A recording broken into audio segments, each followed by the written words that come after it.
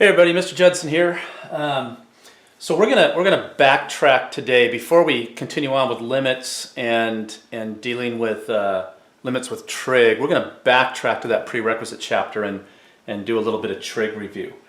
So I'm just gonna kind of jump into that chapter and grab really the important things that we need to make sure we know moving forward, and we'll do that today, and then we'll continue on with limits on Wednesday. All right.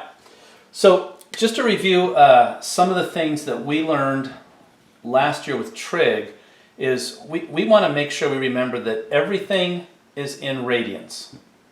Okay, we don't talk about degrees in calculus. And again, what's a radian?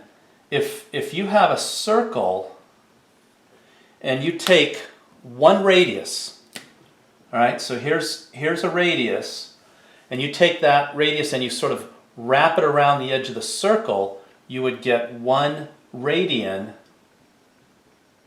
right there, which just means it's 1 radius around the circle. And you might remember last year we said it takes 3.14 to get to right here. So that's where pi radians would be located. All right. We obviously spent a lot of time talking about the unit circle last year. And I think what we want to remember there is that when you draw the unit circle, it has a radius of 1 unit, which means the distance from here to here is 1. So that's the point 1, 0. And what we did is in each quadrant we broke this down with 5 tick marks. It's broken down into 6 sections. 1, 2, 3, 4, 5, 6. Okay? And we did that in every quadrant. And then when we counted by twelfths. So this would be 1/12, 2/12, which is pi over 6, 3/12, which is pi over 4. This would be 4/12, which is pi over 3. And this here would be 6/12, that's pi over 2. And we would just work our way around the circle. And then we also had coordinates for all these points. And if you remember the tick mark in the middle, that's always root 2 over 2, comma, root 2 over 2. And we said that the x-coordinate is going to be the cosine, the y-coordinate is going to be the value of the sine of that particular angle. And so at pi over 6, we know we use the numbers 1/2 and root 3 over 2. And so we just kind of look at it. If you go over to the y-axis, that looks like the halfway point. X-axis does not. So this would be root 3 over 2, comma, 1/2. Which means the cosine of pi over 6 is root 3 over 2. And the sine of pi over 6 is going to be 1/2. Remember, when you write something like that, sine of pi over 6, and that equals 1/2, only angles go right here. Okay, only angles. And so this always has to be something in radian measure. All right, if you go up here to pi over 3, these two coordinates just get flipped around. This looks like the halfway point on the x-axis. This does not. So this would be 1/2, comma, root 3 over 2. So the cosine of pi over 3 is 1/2. The sine of pi over 3 is root 3 over 2. And then you guys probably remember from last year that these same coordinates are the same in every quadrant. We just have to decide if they're positive or negative. Okay? Don't forget, angles can go in the negative direction. So this angle right here would be a negative pi over 3. If I went 4 tick marks this way and got to pi over 3, then I'll go 4 this way and get to negative pi over 3. All right, and so one more thing we want to keep in mind is SOHCAHTOA. Anytime you're working with trig, that means that the sine of some angle theta equals opposite over hypotenuse. This one means that the cosine of some angle equals adjacent over hypotenuse. And then this one right here means that the tangent of some angle would equal opposite over adjacent. And then of course there were some other trig functions. There was the cosecant of theta, there was the secant of theta and the cotangent of theta. So cosecant is the reciprocal of the sine, which means we just flip this over. Hypotenuse over opposite. Secant is the reciprocal of the cosine, so that would be hypotenuse over adjacent. And the cotangent is the reciprocal of the tangent. So adjacent over opposite. I think all you really have to remember is whenever you're looking for these three, just flip these fractions over. Okay? And also keeping this in mind that cosine and its reciprocal function don't start with the same letter. Sine and cosecant, they can't start with the same letter. I think the mistake that most people make is they pair up the sine with the secant and the cosine with the cosecant. Okay? Don't start with the same letter. We just want to remember that. All right, let's do a couple practice problems. All right, so here we go. This one says that the side of a right triangle ends at the point -4, 5. And they want us to evaluate the 6 trig ratios. We say ratios because if sine equals opposite over hypotenuse, then that's a ratio, it's a fraction, okay? And so that's why you see that word show up. So let's see, if I just draw a quick graph, and I'm just going to say this point right here is -4, 5. I'm not going to worry about the tick marks. And remember, when you have a right triangle, you always go from this point straight towards the x-axis. This is where the right angle occurs. And your reference angle is this angle right here. You never draw towards the y-axis, all right? This angle has to sit along the x-axis. So we know that this length right here is a -4. This length is 5. Now we just need to evaluate the 6 trig functions. You guys go ahead and try it. All right, so first I got to figure out what the hypotenuse is. And so that's going to be the square root of this side squared plus this side squared. So 25 plus 16. Add those together, you get 41. And that does not simplify, so I'll be able to answer all the questions using that. So sine theta, cosine theta, tangent theta. Sine is opposite over hypotenuse, so that would be 5 over root 41, which we need to rationalize that, so that's going to be 5 root 41 over 41. Cosine is adjacent over hypotenuse, so a -4 over root 41. Remember, you got to keep track of that negative sign, right? This is a negative distance on the x-axis. This would be a positive distance on the y-axis. So this would be a -4 root 41 over 41. And the tangent is just opposite over adjacent. That'd be a -5/4. And so now to get the other three, I just want to do the reciprocal of what I see here. So the cosecant of theta. Now, rather than flipping this fraction over, because that's just going to put the square root right back in the denominator, I'm going to flip this one over. So that's going to be root 41 over 5. The secant of theta is going to be negative root 41 over 4. And then the cotangent of theta, flip this over, you get a -4/5. So something else we talked about last year was the word ax. ACTS. And remember, that means all trig functions are positive here. Only the cosine is positive here. Only the tangent and only the sine is positive here. Now, when we write this, we're really referring to these three right here, sine, cosine, and tangent. Okay? So just to double check, sine in the second quadrant should be positive, and yes it was. So therefore cosine and tangent should both be negative, and they were. So it at least agrees with something we said last year. All right, let's try another one.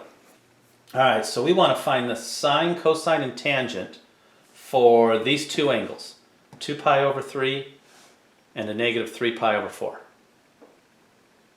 You guys go ahead and try it.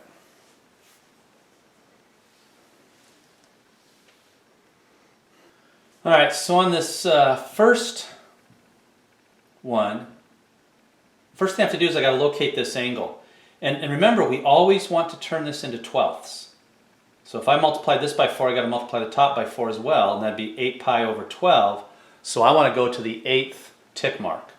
So 1, 2, 3, 4, 5, 6, 7, 8. Right there is where we're at. Okay, and so now that I know that, I should really be able to answer these questions. The sine of 2 pi over 3, the cosine of 2 pi over 3, and the tangent of 2 pi over 3. All right, so the sine is the y-coordinate. If I come across here, it does not look like it's at the halfway mark, so I'd say that this is root 3 over 2. Cosine, that does look like the halfway mark, so this is going to be a negative 1/2. Okay, we're going in the negative direction. And then the tangent, I just need to do sine divided by cosine. And so remember, when you divide these, as soon as you flip this over and multiply, those 2's are going to cancel. So it's really just this numerator divided by this numerator, which would be root 3 over a negative 1, and that's a negative root 3. There it is. That's what we need to find. Okay, the second one. This time I need to go in the negative direction. So I'll put my 5 tick marks in each quadrant. So to change this to twelfths, I'd have to multiply by 3, so that'd be negative 9 pi over 12. So I'm going to go 9 tick marks. There's 6, 7, 8, 9. We're in the middle, and I know everything in the third quadrant is negative, so that's a negative root 2 over 2, comma negative root 2 over 2. So, sine of a negative 3 pi over 4 is equal to a negative root 2 over 2. Cosine of a negative 3 pi over 4, also a negative root 2 over 2. And the tangent of a negative 3 pi over 4, if I do this divided by this, I get 1. And it would be a positive 1.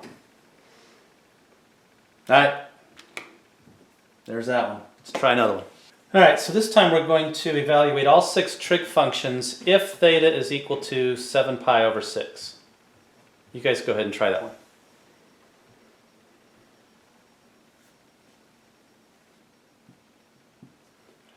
Alright, so if I convert this to twelfths, this would be 14 pi over 12. So I need to go to the 14th tick mark. And remember, each quadrant is 6 tick marks, so I can go 6, 12, 13, 14.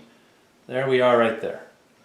My x-coordinate does not look like the halfway point, so that's a negative root 3 over 2.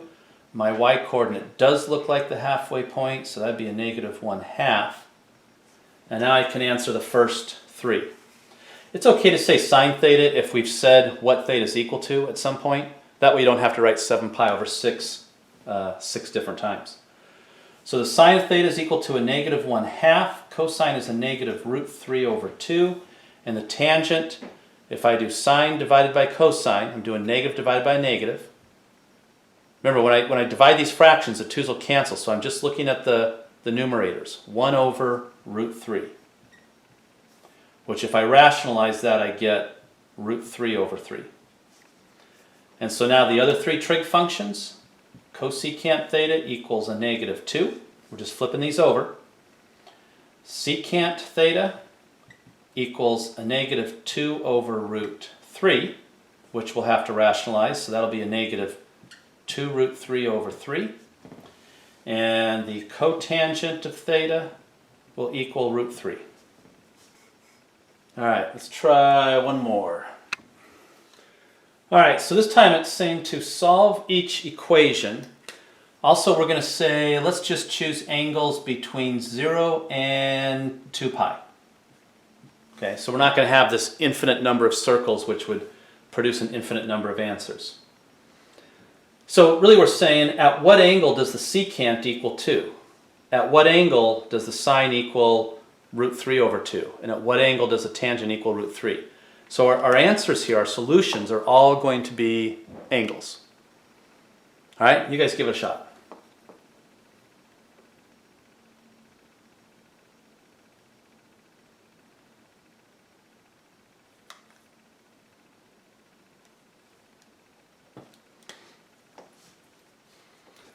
All right, so this right here is really the same as saying that the cosine of theta equals 1/2. So I first of all want to think, where's the cosine positive? That happens in the first and fourth quadrant. So I'll put my 5 tick marks in each of those. Here's the halfway mark. So if I just kind of go to each of these angles, there's my 2 answers, right there and right there. So this is 1, 2, 3, 4 pi over 12, which reduces down to pi over 3. And then for this angle I would have, I can't go backwards because we're supposed to stay positive between 0 and 2 pi. So I'm going to go 6, 12, 18, 19, 20 pi over 12. 20 over 12, if I divide by 4 I get 5/3.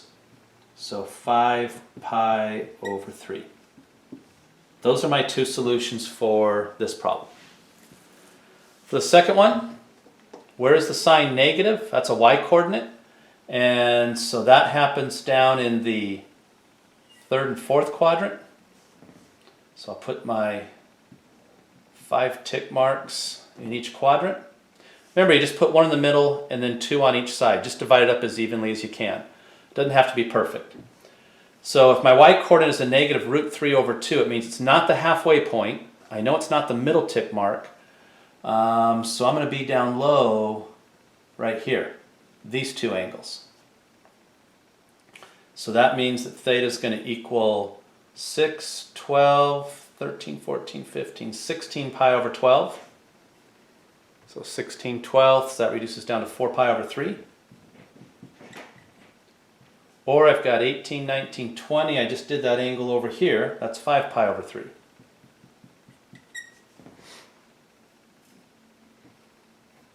All right, and then the last one, tangent is positive in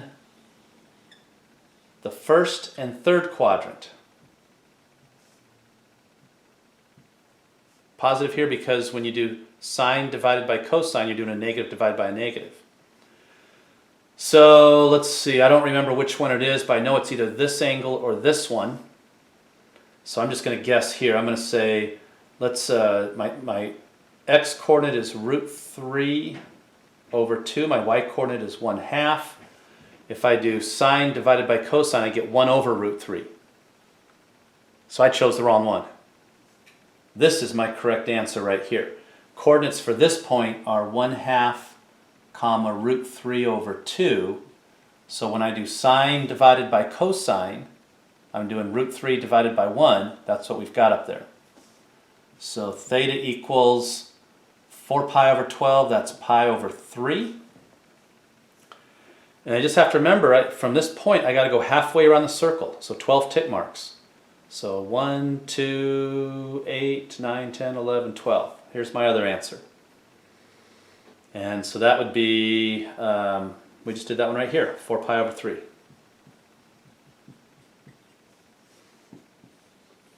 There's those answers. We have solved those equations. All right, that's it. That's what we have for today. Let me get you guys an assignment.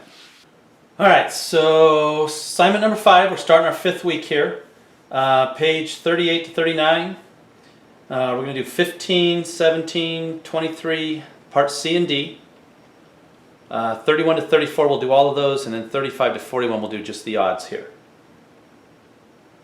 Alright, there it is. Remember you guys, we're going 3 days this week, so we got today, we got Wednesday, and we got Thursday. Alright, you guys take care, have a good day, stay safe.